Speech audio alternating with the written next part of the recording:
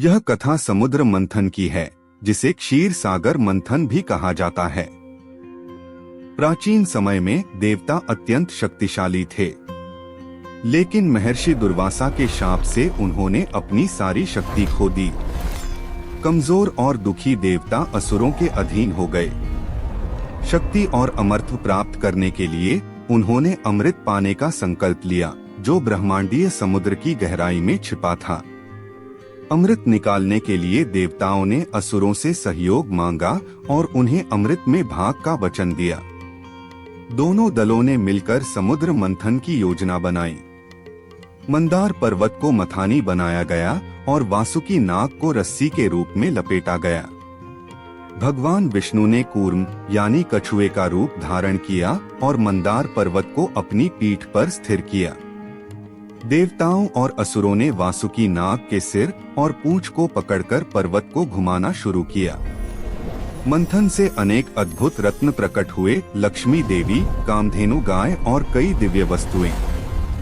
लेकिन इसी मंथन से एक भयंकर हलाहल विष निकला।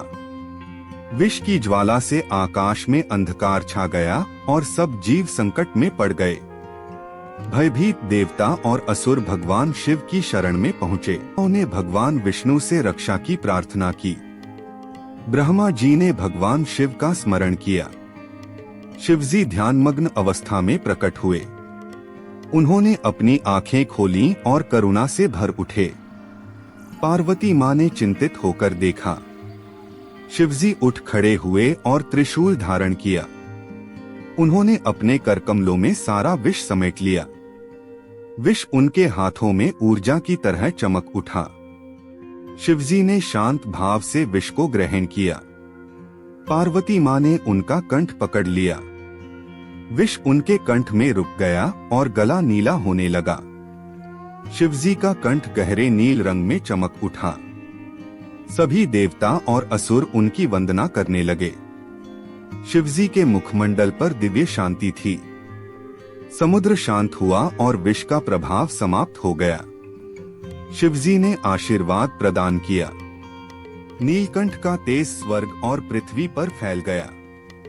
शिव पार्वती संग शांत महासागर पर स्थित हो गए। चारों ओर दिव्यता फैल गई। ऐसे ही भगवान का ध्यान करने के लिए चैनल को लाइक और सब्सक्राइब करें।